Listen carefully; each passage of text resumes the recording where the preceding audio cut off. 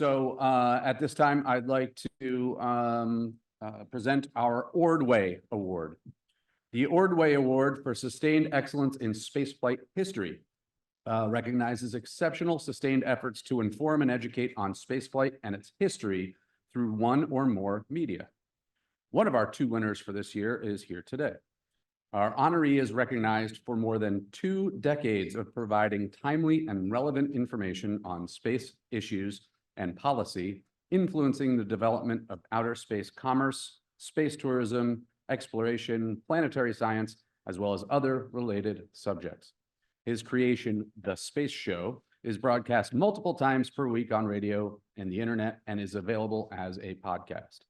Therefore, it is our honor to present the Ordway Award to Dr. David Livingston for his steadfast and sustained efforts to raise public awareness of spaceflight history and current affairs as creator and host of The Space Show for more than 2 decades. Congratulations, David.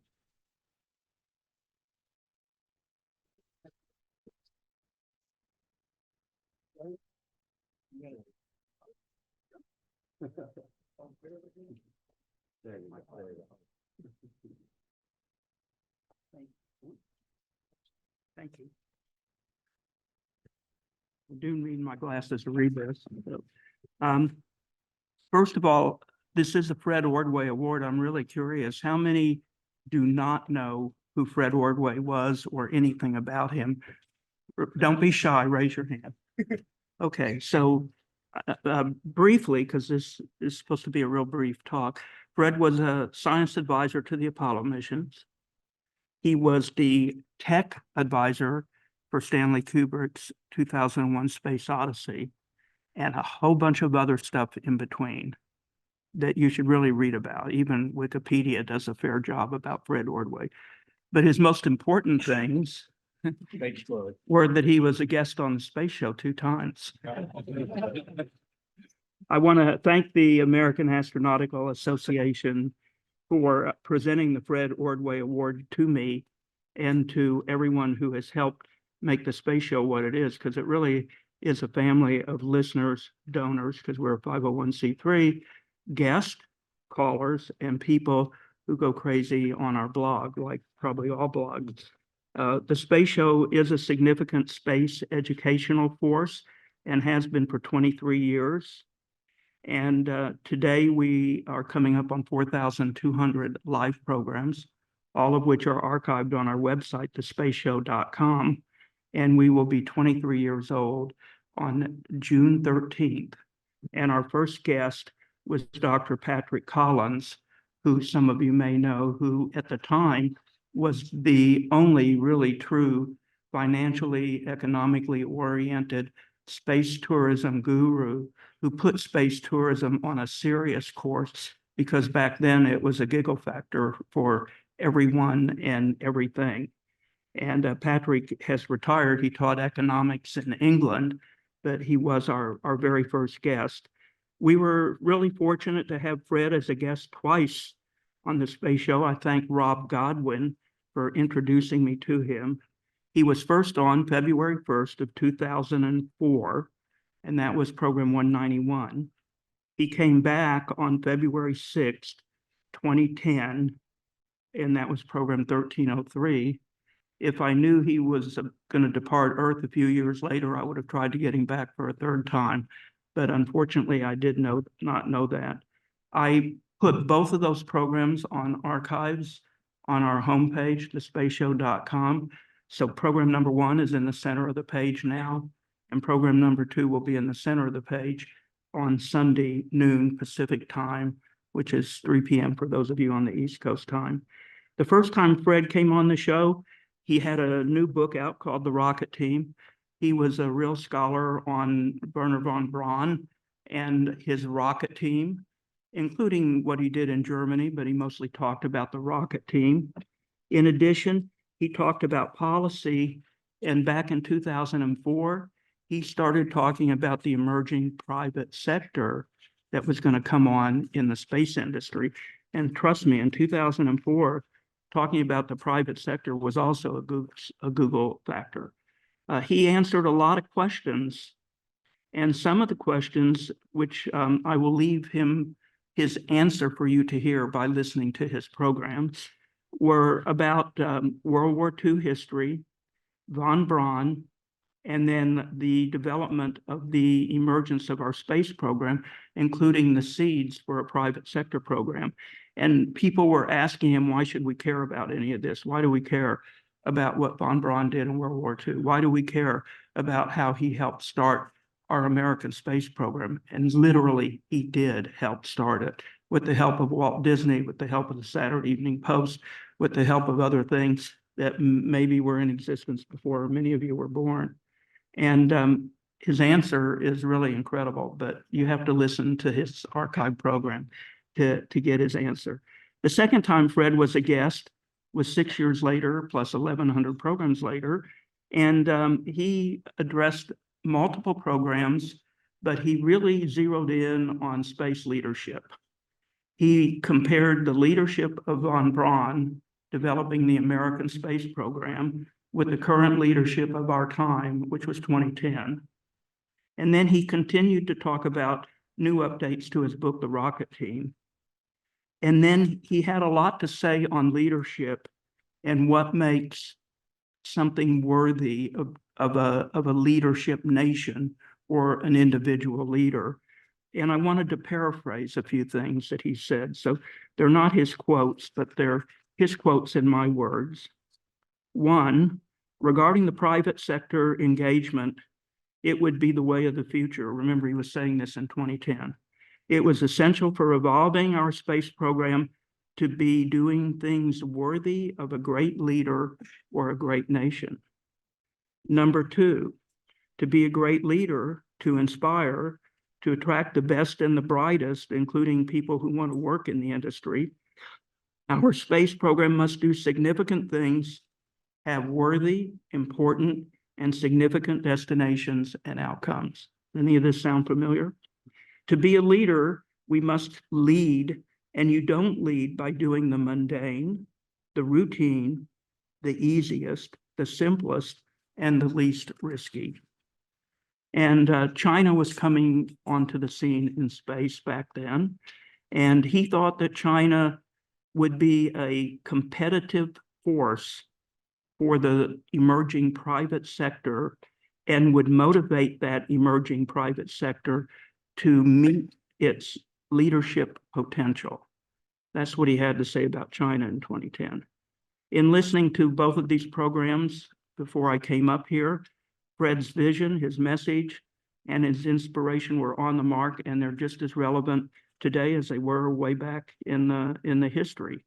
I can't tell you how many current space show guests I have, callers, blog commenters, echo today what Fred said, and they probably have no clue who Fred was or never heard a word that Fred said.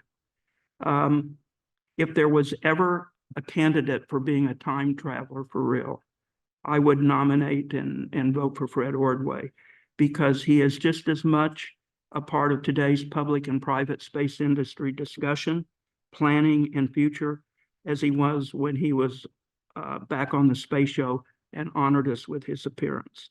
I want to thank this organization and all of you for presenting the Space Show family and me, as we are one, with this Fred Ordway Award for our role in presenting space history and our space future to as many people around the planet as we can. We do that because we're a live broadcast on the internet. We're archived on the internet. We have global listeners, and Fred helps us send that message from generations and decades ago out into the present.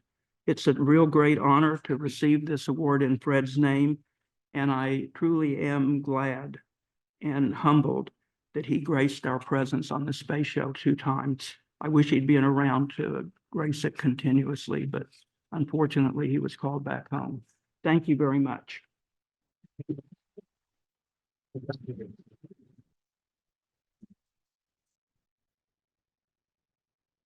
Congratulations again, Dr. Livingston.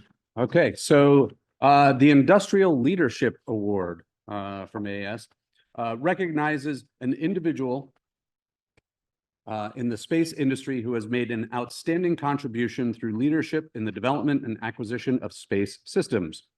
The Department of Defense's groundbreaking 10-year Lunar Architecture Technology Acquisition Program is shaping the future of space exploration and industrial economic advancement.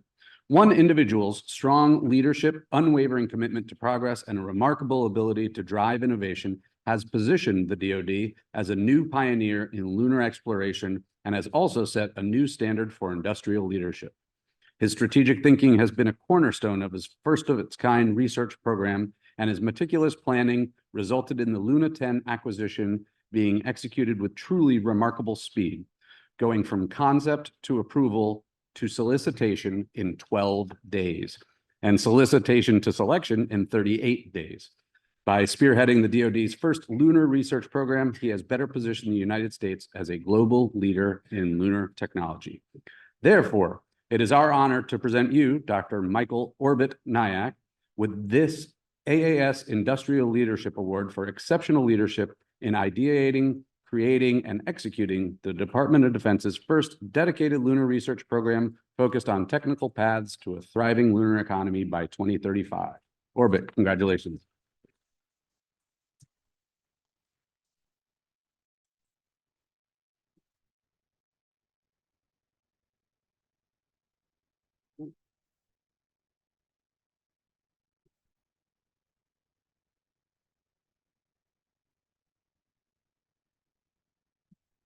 Thank you very much. I appreciate it. My sincere thanks to the AAS for this award. I'll keep this really brief. For those of you who've not heard about Luna 10, it is DARPA's first dedicated lunar research program, specifically focused on being complementary to NASA's Moon to Mars objectives by looking at the commercial side of things. And so I'll invite you all to come visit us at LSIC, the Lunar Surface Innovation Consortium, in just about 5 to 6 weeks. It'll be right here in this area, where you can find out more about the work that the 14 industry-leading companies are doing to define what a future commercially viable, self-sustaining lunar economy could look like. But what I want to say here is that there's a number of different services and a number of different levels to which we can scale those services. So when we talk about a self-sustaining lunar economy, it doesn't just appear out of nowhere. So today, we're sort of in what we think of as the exploration age, which is individual scientific efforts. You've heard about some amazing efforts just today. There's more coming up. Think about Artemis 3. Think about setting up the initial steps towards services. So in this age, you can imagine that there's very few commercializable services. Things like cargo to the moon, that's going to be one service. Things like comms and position, navigation, and timing might be another. But there's not a whole lot else that's happening because we need to lay the path. So think of a Pioneer Path rover, right? In terms of the Old West, these are dirt roads. There's hardly any roads. What we want to get to next is a foundational age. Now, in this age, we have pilot services that are coming on board. And these are the things that you've heard of, things like ISRU, in situ resource utilization, a pilot plant for that, pilot plant for metal extraction on the moon, pilot plant for wireless power delivered to a rover that's moving in permanently shadowed regions. These are explorative efforts, but specifically geared at a commercial service. But it's not monetizable just yet. Where we'd really like to go, and what Luna 10 is aiming to flesh out a technical path to, is the industrial age. So that's why I'm thrilled by this award, because really what Luna 10 is aiming to do is 10 years after Artemis 3, determine the viability of whether we can get to something like an industrial age. I'm not going to say we can get to an industrial age. We've got a lot to do, but you can imagine now the pilot ISRU plants are starting to turn that into a service that could refuel something like Starship. The old services are still there, so we still pay for launch kilograms landed on the moon, but the cost is going down because the demand is going up. You can imagine that we still pay for bytes and comms and PNT, but again, there's more users, things scale, and so they cost less per byte. And then we have additional services, things like advanced logistics, things like orbital comms, orbital power, cislunar logistics hubs that can be used to retire satellites. So we've got 14 companies that are working on innovative ideas for what this industrial age could look like. And so I find that this award seems very appropriate to flesh that out. So come join us at LSIC in 5 to 6 weeks. come talk about the technical details with these 14 companies that will be there. And we look forward to getting your comments and your thoughts on how we scale this up. Thank you all for being here. It's a pleasure to be here, and thank you to the AAS and Jim for this award.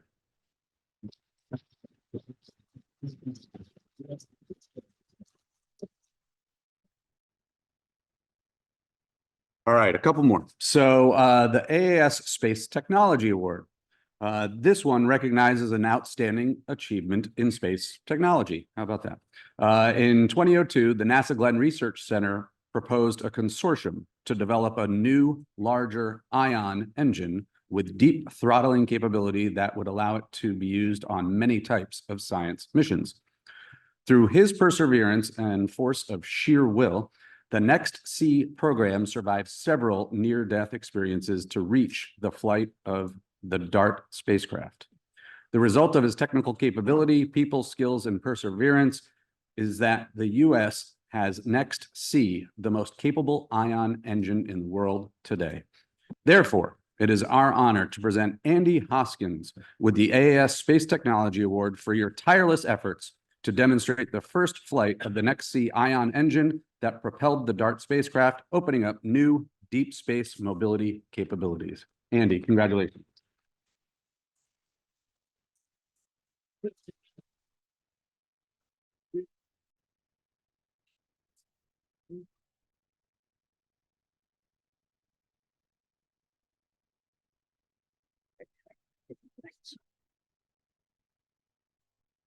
It's humbling to be recognized for something that was the result of efforts of so many people across so many years and across many organizations. I'd like to acknowledge first the AAS. Thank you for giving us this award, and it really is an award for a lot of people. I'd like to acknowledge support from NASA Space Science Mission Directorate over the years, and particularly some crucial support at some crucial times by Dr. Lori Glaze and her team. NASA Glenn was crucial to this, and several people at NASA Glenn were instrumental in this, including Tibor Kremik, who's sitting over here, George Soulis, Mike Patterson, who's actually at Desert Works Propulsion now, Rob Thomas, George Williams, Rohit Shastri, to name a few out of that. Our partner who built power electronics was Zinn Technology, and particularly I'd like to recognize Jim Bontempo, who pretty much single-handedly built the 7.5 kilowatt power processing unit. And then, of course, I have many, many, many colleagues at Aerojet Rocketdyne, particularly Jack Fisher, Keith Goodfellow, Chase Aubuchon, Jeff Monheiser, Nicole Meckel, and Brian Ferriolo in particular, but also a colleague of mine, Joe Cassidy, who has been an often supervisor, a mentor throughout almost 35 years, and always a friend. And may you be rewarded with an NCAA championship for Purdue. Boiler up. Okay. And also, I'd like to acknowledge my wife and my 3 daughters who put up with a lot of late nights and work on off days to do this. I'll note that I started working on the project, the original project, the next project, in October of 2003. When my youngest daughter was born, and when the Next C engine was riding into the asteroid Didymoon in the fall of 2022, that daughter had just gone off to college at Colgate. So it's a little bit like seeing a child grow up and head off to college in sort of a metaphorical way. Although I've requested that my kids not fly into anything about 4 miles a second if they can avoid it. That would be a good thing.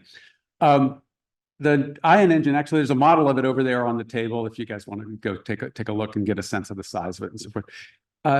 It was tested at NASA Glenn for 51,000 hours. And even though at gridded, electric propulsion type thrust levels that are fairly low, at 51,000 hours, if you multiply the thrust times the time, you get the total impulse. And that total impulse is about 35 million Newton seconds, and that's about equivalent to the same total impulse as the SLS upper stage operating for 4 or 5 minutes. It just takes a long time, but it means that once you get out there in space, you can do a lot with a system, like this. And what this is built for, and I think it's very appropriate that we saw OSIRIS-REx and we had some sample return discussions today. It's built for things which are super high delta V, like going off to collect samples at difficult places, but not having to do it with tons and tons of propellant.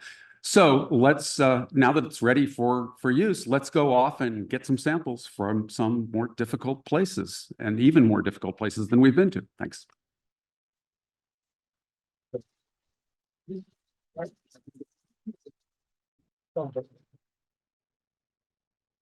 All right, one more, but bear with us. And we're stealing the thunder of the dinner a little bit tonight, a little bit. So the AAS Neil Armstrong Award is presented for outstanding achievements as a crew member, or team.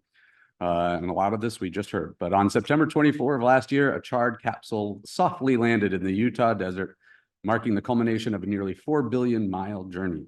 This historic mission successfully returned the United States' first asteroid sample.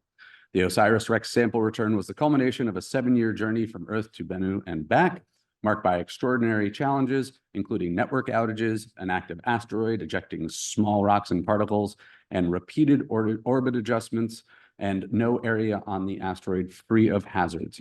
Each challenge successfully surmounted by the OSIRIS-REx team. This sample return, in itself an amazing engineering achievement, executed with pinpoint precision, is simply the capstone to an array of unprecedented technological accomplishments made necessary by the ever-present surprises offered by the trickster asteroid Bennu. Therefore, it is our honor to present the OSIRIS-REx team with the AAS Neil Armstrong Award for exceptional performance and extraordinary perseverance in the successful return of a sample from asteroid Bennu. To accept for the team is Mike Moreau, Deputy Project Manager for OSIRIS-REx Space Science Mission here at Goddard. Mike.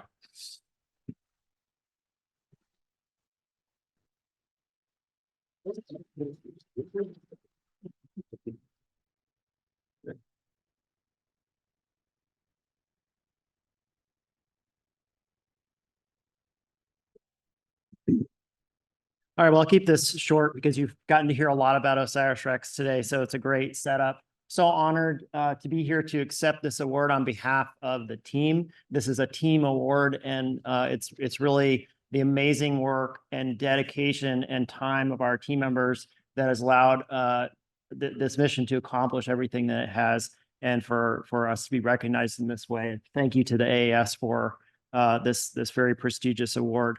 So NASA's OSIRIS-REx mission was the third New Frontier mission selected by NASA in 2011. And so imagine being part of this team of engineers and scientists that's challenged with building this robotic machine to go collect a sample from an asteroid and bring it back to Earth. And that team did an amazing job. They developed this spacecraft that had some really unique sensors, this awesome touch and go sample collection technique that was really innovative. And it was a really fun engineering and scientific challenge.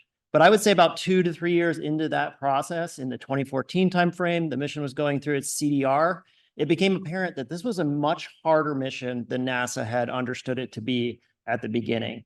The Bennu is such a small body. It's unprecedented in its size in terms of how our mission had to orbit and go down to the surface of this object. It required a spacecraft that could conduct millimeter precision maneuvers. It required modeling of thermal re-radiation from the spacecraft because those accelerations were perturbing the trajectory in large way relative to Bennu.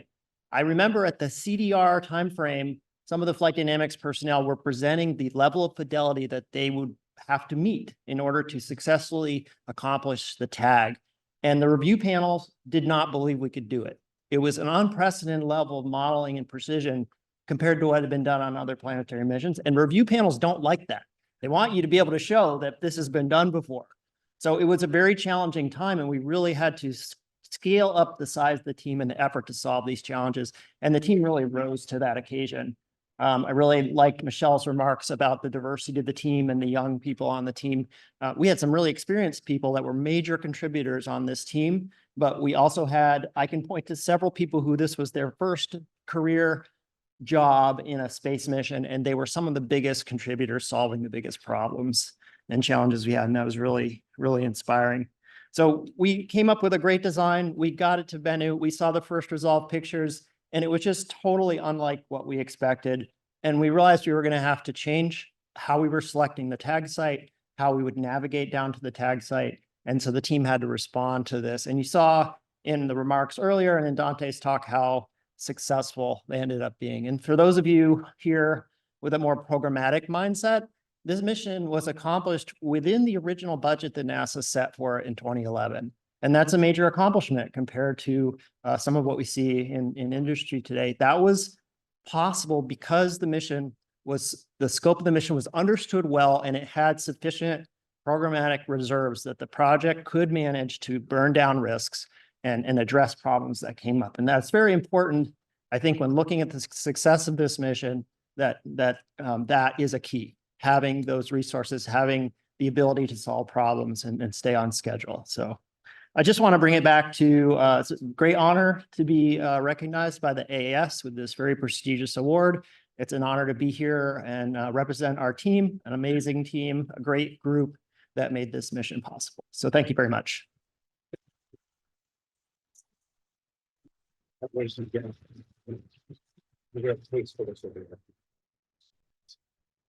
All right. So just some more formalities, real quick. So that concludes the Goddard Symposium, the Goddard Space Science Symposium. Yay! So, thank you again to our collaborators on this, University of Maryland. What a nice place to be. And Allison, thank you so much for everything. And to the team at Goddard. So Michelle and team, thank you so much for everything. And thanks to Steve, if he's still here, Steve Arnold from APL. Thank you to our very diverse set of sponsors. They've all been very supportive of this, and so we truly appreciate all of your contributions and participation in all of this. Thank you again to our planning committee. They're all here, and several of them were here at the event, so thank you to all of them. And thank you to everyone who is working behind the scenes here.